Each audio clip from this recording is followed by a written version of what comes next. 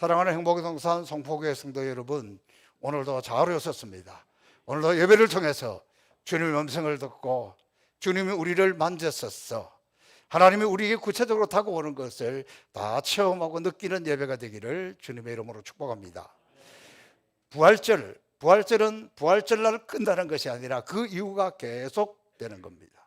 그래서 오늘은 교회력으로 보면 부활절 두 번째 주일 이렇게 이야기하고 있습니다. 왜 부활절이 중요하냐 그러면 부활하신 우리 주님께서 우리에게 이렇게 말씀하셨습니다. 내가 너희에게 성령을 준다. 그리고 우리에게 표적을, 다시 말하면 기적을 주시기를 원한다고 말씀하셨습니다. 부활하신 주님이 왜 우리에게 표적을 주시고 기적을 주시느냐 그러면 그 기적을 통해서, 그 표적을 통해서 하나님의 말씀이 그대로 이루어진다, 하나님의 역사가 우리 가운데 계속해서 나타난다는 것을 보여주기 위해서 특별히 부활하신 이후에 우리에게 표적을 주시겠다, 이렇게 말씀하셨습니다. 그런데 이 표적은, 이 기적은 하나님 복음을 전할 때에 우리 가운데 일어납니다. 우리는 너무너무 마음이 아프지만 코로나19 그것으로 말미암아서 이런 것들이 멈춰졌습니다. 예배도 전도도 선교도 멈춰지고 주춤주춤 했습니다. 그러는 사이에 우리 한국교회 안타까운 일들이 벌어지고 말았습니다. 교회가, 어려운 교회, 시골 교회 이런 데가 한 10,000개 정도가 사라졌습니다. 여러분, 우리 몸도 아프면 약한 곳에서 반응이 나타나잖아요. 면역력이 떨어지면 어떤 사람은 치통이 오고, 어떤 사람은 입안에 혀가 흔다든지, 또 여러 가지 이런 반응들이 나타나고, 예를 들면 저 같으면 면역력이 떨어지면 당도 올라가고 허리가 약간 신호가 오기도 하고 그랬습니다. 이번 부활절을 맞이하면서 우리 이런 것들을 회복해야 되는데 좀 구체적으로 우리의 관심이 떨어진 것 같아요. 어려움이 와도 건강한 데는 괜찮아요. 코로나19가 와도 큰 교회들은, 대형 교회들은 괜찮아요. 오히려 더 괜찮아서 그런지도 몰라요. 그러나 착각하면 안 됩니다. 여러분, 우리나라의 대부분의 교회들이 막 스스로 전도하고 이래가지고 큰 교회 된 데 거의 없어요. 시골 교회에서 신앙생활 하다가 서울로 올라와서 큰 교회들로 몰려가고, 개척교회에서 신앙생활 했는데 큰 교회로 가고, 그래서 사실은 큰 교회들이 커졌습니다. 그런데 이 적은 교회들이 무너지면, 개척교회들이 무너지면 어디서 옵니까? 큰 교회들이 괜찮다고 괜찮은 게 아니에요. 같이 가야 되는 거예요. 우리 행복에서 성포교회 코로나도 괜찮았잖아요. 괜찮다고 괜찮은 게 아니에요. 인구 절벽의 시대를 맞이해서 우리 지금 유치부는 이름만 있지 모이지를 못해요. 아동부, 청소년부, 청년부 고군분투하고 있는 것이 불쌍할 게 보일 정도예요. 너무 안타깝습니다. 그래도 우리 교회 청년들은 제법 돼요. 이 청년들을 잘 양육하면 다음 세대가 되지 않을까 싶습니다. 제가 잘 알고 있는 좀 큰 교회 목사님이에요. 이분이 성교학을 전공을 했어요. 교인들에게도 다 전도 훈련 이걸 많이 시켜가지고 제일 열심히 전도했습니다. 그 교회 교인들이. 그리고 교회가 부흥했습니다. 교회 자리가 좁아졌습니다. 그래서 교회 옮기려고 여기 가보고 저기 가보고 이렇게 하면서 왜 우리 교회가 부흥했는가, 그 통계를 조사하기 시작했습니다. 조사해 보니까 놀랍게도 자기 전도대가 가서 전도한 사람 거의 없습니다. 전도했을 뿐이에요. 그분 하는 이야기입니다. 예배당이 전도했다는 거예요. 정말 위치가 좋아요. 건물이 전도했다는 거예요. 그러면서 저보고 서 목사님 참 거기서 목회한다고 고생이 많다, 그 이야기를 해주면서 저를 위로하더라고요. 자, 오늘 우리가 이런 위기 시대를 넘어서 교회가 성장하고 교회가 부흥하고 교회가 제대로 되려면 어떻게 해야 됩니까? 우리 교회는 아직 괜찮다, 선교도 더 많이 하고 있고 괜찮다, 괜찮은 게 아니라니까. 이때는, 이런 위기 시대에는 어려움이 올수록 교회는 교회다워야 되고 교회 본질이 있어야 돼요. 교회는 누가 뭐라 그래도 하나님이 살아계신 것이 보여져야 되고 하나님의 사랑이 무엇인지 우리 가운데 나타나야 되는 거예요. 그리고 부활하신 주님의 그 능력, 그 역사, 그 기적, 그 표적이 우리 예배 가운데, 우리가 전도하는 가운데, 막 속으로 모임 가운데 그게 나타나야 그게 교회입니다. 그러기에 우리는 전도해야 우리의 영이 살아나고 선교해야 능력이 나타납니다. 교회가 세상 따라가면 안 돼요. 교회가 괜찮다고 편리함과 안락함을 추구하기 시작하면 결국 그 교회는 망합니다. 헌신하는 사람 없고 주님을 위해서 욕먹을 각오로 나서는 사람 없고 좋은 게 좋은 것으로 그냥 그렇게 갈 때 무슨 기적이 나타나고 무슨 표적이 나타나겠습니까? 무슨 능력이 나타나겠습니까? 주님 때문에 내가 불편해도 참고 복음 전도 위해서라면 나는 죽고 주님이 살아야지. 주님은 죽든지 살든지 상관없고 나는 살고 나는 누려오고 나는 불편함을 참지 못하고, 그러면 그 교회 영이 살아나겠습니까? 사람의 눈치를 보는 것이 아니라 주님의 눈치를 봐야 되는데 주님의 눈치는 안 보고 사람의 눈치만 모이는 공동체가 되면 망한다는 것이에요. 그래서 결국 우리 행복산 성포교회 성도 여러분, 우리 교회가 다시 살아나려면 부활 이후에 우리가 하나님 앞에서 죽기 살기로 기도하고 매달리면 하나님은 이곳에서 응답하시고 능력을 주시고 기적을 보여주십니다. 이것은 멀리 있는 것이 아니라 우리 가정부터, 우리 구역부터, 우리 부서, 우리 기관 영적으로 잠들고 있지는 않은지, 영적으로 육적으로 병든 자가 있는지 없는지 찾아보고 우리부터 잃어버린 일을 찾고 병든 자를 위해서 기도하고 어려움에 빠져있는 이들을 위해서 매달리고 기도하면 부활하신 주님 그 표적을, 그 기적을 나타내서 믿음의 역사가 계속해서 나타나게 할 줄로 믿습니다. 금년에 우리는 우리 믿음의 조상들은 어떻게 하나님의 축복을 받았는지 살펴보고 있습니다. 아브라함이 왜 축복을 받았을까? 그는 우상을 섬기는 것으로부터, 그는 그 저주의 땅으로부터 벗어나서 하나님 앞으로 찾아왔습니다. 그 저주의 땅, 우상 섬기는 땅을 떠나는 것으로부터 아브라함의 축복이 시작이 되었습니다. 그 아들 이삭이 복을 받았던 것은 어렵고 힘든 가운데서도 하나님의 약속한 그 땅에서 여러 가지 실수도 하고 넘어지고 몸부림했었지만 결국은 그가 제단을 회복했을 때, 예배를 회복했을 때 100배의 축복을 받았습니다. 오늘 우리가 살펴보고 있는 야곱, 그도 축복을 사모하고 축복을 쟁취해 나가는 장면을 계속해서 말씀드리고 있는데 오늘이 5번째 시간입니다. 야곱은 외손촌 라반의 집에서 20년 종살이 끝에 자수성가하여서 고향으로 돌아옵니다.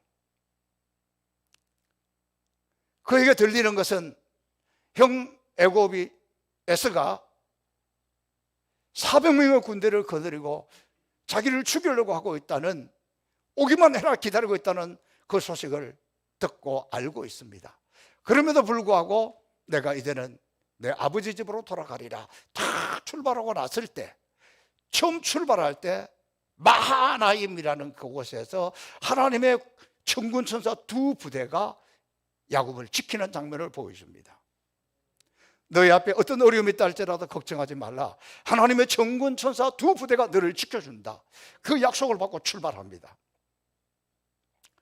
그렇게 출발했지만 그가 야복 나루트를 건널 때 그 모습을 한번 상상해 보십시오. 오늘 본문하고 정반대로 되어 있습니다. 그때 그가 먼저 종들을 건너가게 합니다. 자식들을 건너가게 합니다. 2 아내도 건너가게 하고 자기 혼자 남아 있어요. 하나님의 천군 천사 2부대가 자기를 지켜주신다는 약속을 받지만 그럼에도 불구하고 그의 마음이 두려웠기 때문에 자기만 남아 있다가 밤에 자격을 만나잖아요. 밤새도록 실험을 했습니다. 날이 밝아오기 시작했습니다. 그때 보니까 자기와 싸웠던 그분이 전능하신 하나님, 베델에서 만났던 그 하나님입니다. 깜짝 놀래가지고 하나님 잘못했습니다. 나 좀 살려주세요. 붙잡고 늘어질 때에 그때 하나님 물어보잖아요. 너 그따구로 살아가지고 복을 받겠느냐? 그러면 안 돼. 너 이름이 야곱이잖아? 야곱은 거짓말쟁이, 속이는 사람, 뒤치게 하는 사람. 그걸 가지고 어떻게 복을 받겠냐? 그러면서 그 이름을 바꾸어줍니다. 이스라엘. 너는 이제부터 하나님의 왕자야. 그럴 때 그 인생의 변화가 됩니다. 자, 야곱이 이렇게 구체적으로 무엇인가 하나님을 체험하고 그랬을 때에 그에게 새로운 변화가 일어났다는 겁니다. 그래서 오늘 설교 제목도 그랬습니다. 이렇게 하나님을 구체적으로 체험했을 때 그 이후, 잘 들으세요. 나도 뭐 왕년에 뭐 은사도 체험하고 능력도 체험하고 방언도 체험하고 나도 한때 체험했다. 그럼 지금 어쩌라고? 저는 죽었다가 살아난 사람도 기적적으로 은혜를 입은 사람도 많이 봤습니다. 그런데 오래 못 가더라고요. 진짜 하나님의 축복을 받고 누렸던 야곱 달라졌다니까. 그 달라진 모습을 오늘 이 본문은 우리에게 가르쳐주고 있습니다. 자, 밤새도록 하나님과 싸웠잖아요. 그리고 이제 축복을 약속받았잖아요. 그러나 이 허벅지 이 관절이 부러져 가지고 쩔뚝쩔뚝 걸어오고 있는데 아침에 찬란한 태양이 떠오르고 있는 것입니다. 하나님으로부터 축복을 약속받았던 야곱의 그 첫날 하루가 어땠을까? 여러분, 우리가 하나님에 대해서 부모에게 들었거나 교회에서 가르쳐서 배운 것, 그거하고 내가 구체적으로 체험한 거는 달라요. 적어도 내가 하나님을 대면해서 만났다, 그것을 우리는 영적 체험이라고 합니다. 이제는 이전의 야곱이 아니라 새로 태어났다는 겁니다. 자, 이때 야곱의 변화된 모습을 보면서 우리를 살펴봐야 됩니다. 나는 정말 나에게 아무런 하나님 역사도 기적도 없었다는 말인가? 과거에 내가 체험했다면, 과거에 은사를 체험하고 능력을 체험하고 하나님을 체험했다면 지금 나는 어떤가? 오늘부터 우리 자아를 돌아보는 시간이 되면 좋겠습니다. 변화된 야곱의 첫 번째 모습, 세상을 보는 눈이 달라졌습니다. 자, 보세요. 하나님을 체험하고 난 야곱, 하나님을 대면하고 난 야곱,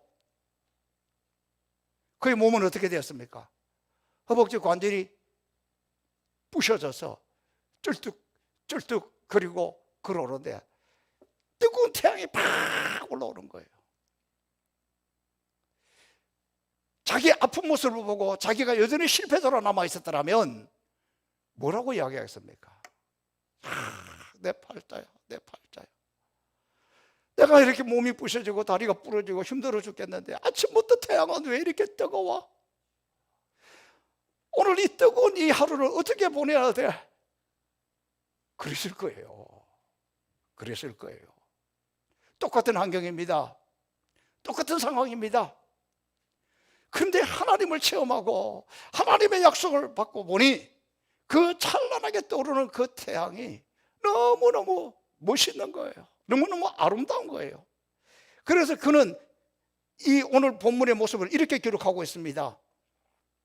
그가 분예를 지날 때에 해가 돋았고 아침 해가 팍 돋아오는 이런 모습을 보여주고 있습니다. 그의 허벅지로 말미암아 절었더라. 쩔뚝쩔뚝 하면서도 승리한 아침이니까, 하나님을 만난 아침이니까, 응답의 아침이니까, 영광의 아침이니까 아침에 태양이 떠오르는 것을 보면서 힘있게 솟아오르고 있다는 것을 느꼈습니다. 제가 신학교 다닐 때 광가루 장신대를 대학 신대원 7년 동안을 다닐 때 그때는 무슨 그런 열심히 했었는지 몰라요. 얼마나 열심히 기도했는지 몰라요. 신혼이었는데도 거의 밤마다 그 아차산 디산의 바위 위에 올라가서 기도하고 기도했습니다. 근데 어쩌다가 은혜가 충만할 때는 잠깐 기도한 것 같은데 벌써 아침에 해가 떠올라요. 야, 기도하다가 아침 해가 떠오르는 것, 밤에 올라가서 기도했는데 아침에 해가 떠오를 때 그 상쾌함을 아십니까? 내가 이렇게 오래 기도했단 말인가? 행복해. 그리고 그 아침의 태양이 그렇게 아름다워요.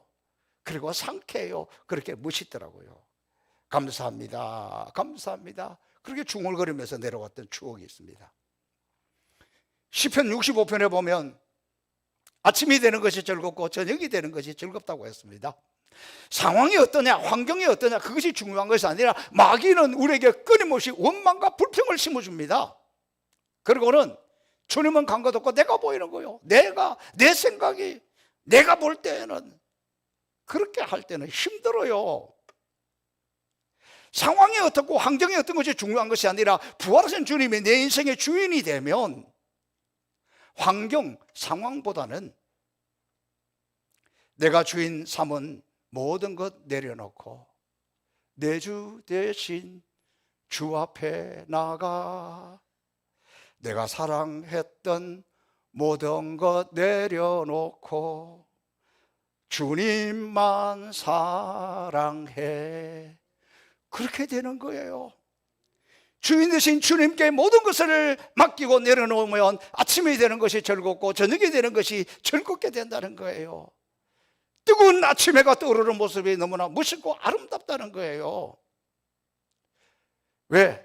오늘 이 하루 역사하실 주님을 바라보기에, 오늘 하루 나를 이끄실 성령님을 의지하기에, 오늘도 전능하신 그 하나님이 우리를 어떻게 통치하고 어떻게 이끌어 갔을까 생각하니 두렵지 않아요. 환경이 어떻게 되든 상황이 어떻게 되든 주인 되신 주님 앞에 내 인생의 문제를 내려놓고 그분을 의지하며 걸어가게 될 때는 어떤 환경, 어떤 상황이 온다 할지라도 주 안에 있는 나에게 딴 근심이 있으랴. 주 안에 있기 때문에, 그분 앞에 내려놓았기 때문에 그분이 하실 것을 바라볼 때 그렇게 된다는 것입니다. 오늘 야곱, 그는 힘있게 솟아오르는 해를 바라보면서 비록 그의 허벅지 관절이 부러져서 질뚝거리지만 야곱이 하나님을 체험하니까, 하나님의 역사를, 하나님의 축복을 받으니까 그의 세상을 바라보는 눈이 달라졌다는 것입니다. 저도 여러분도 정말 하나님을 만난 사람이라면, 정말 은혜를 체험하고 은사를 체험했는데 어쩌다가 잃어버렸다면 오늘 야곱의 모습을 보면서 다시 주인 되신 주님 앞에 내려놓고 그분을 바라보며 갈 때 우리가 보는 세상은 달라 보입니다. 저도 여러분도, 그리고 여러분의 자녀들도 어떤 환난과 역경과 시련 가운데 있다 할지라도 이 주님의 능력, 부활하신 주님의 역사를 보면서 세상을 보는 눈이 달라져서 감사하며 살아갈 수 있기를 주님의 이름으로 축복합니다. 두 번째 변화는 담대한 하나님의 사람이 되었어요. 제가 앞서 잠깐 설명을 했잖아요. 야복 나루터에서 하나님과 구체적인 체험을 하기 전에는 누구부터 보냈어요?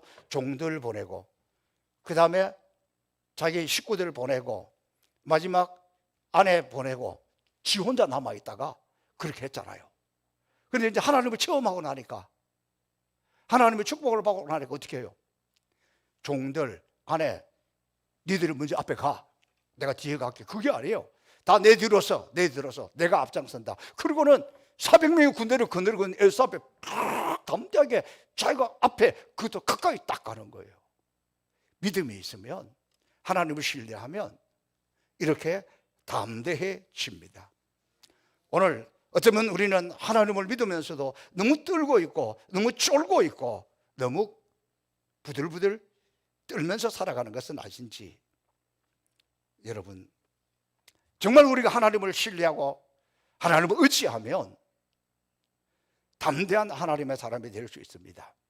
그러나 우리가 믿음의 사람이라도 때로 우리는 지치기도 하고 넘어지기도 합니다. 엘리야가 크게 하나님의 역사를 일으켰습니다. 능력을 행했습니다. 그럼에도 불구하고 한 소리 들으면서 팍 뛰어 꺾여요. 그리고는 도망가다가 로뎀 나무 아래 그 그늘에 잠깐 숨어 있는데 그때 하나님이 찾아오십니다. 엘리야를 어루만져 주시면서 물병 떡을 주면서 엘리야야 이거 먹어라, 일어나라. 오늘 엘리야를 찾아가신 그 주님이 빚 가운데 있다면, 경제적 위기 가운데 있다면 오늘 주님이 물병 떡을 가져가셔서 여러분을 어루만져서 고통으로부터, 빚으로부터 벗어나는 축복이 임하기를 바랍니다. 다니엘이 기도하는 사람이었습니다. 여러분, 성경의 다니엘의 모습은 너무나 아름다운 모습으로, 너무나 찬란한 모습으로 보여주고 있습니다. 그러나 그도 기도하다가 낙심하게 되었을 때 얼굴이 썩은 듯하다 그랬습니다.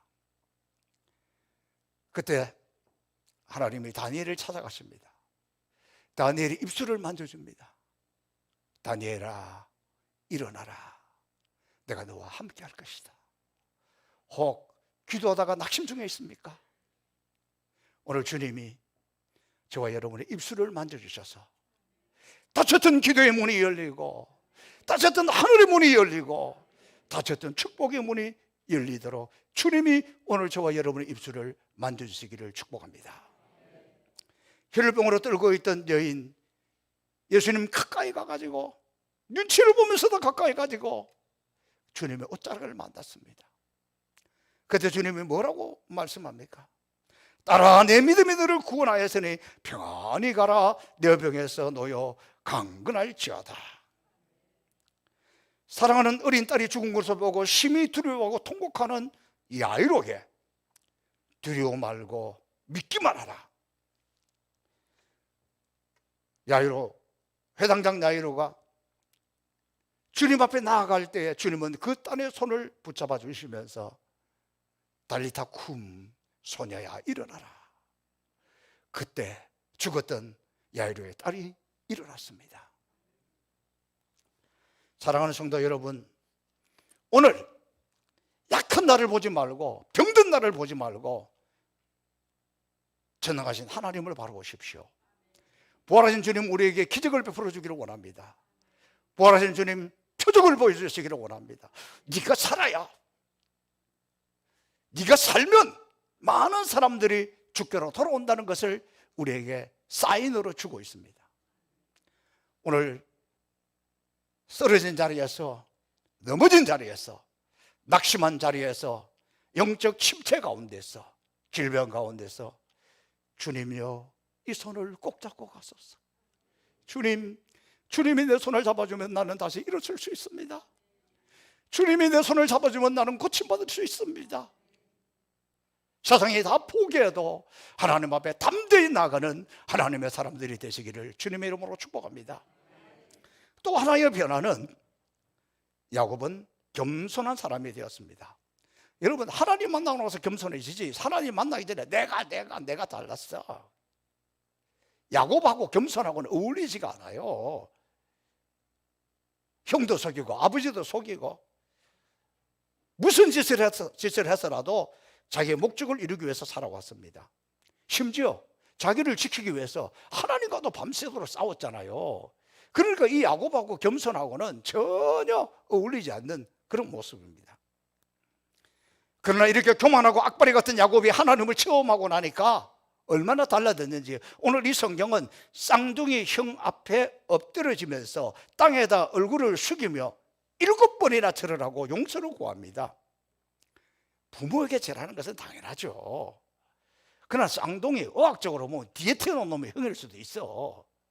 그런데 그 쌍둥이 형 앞에 7번이나 절을 하고 그 앞에 엎드려서 용서를 구하는 겸손함, 하나님을 만나니까, 하나님 역사를 체험하니까 겸손해지는 거예요. 왜 그랬겠습니까?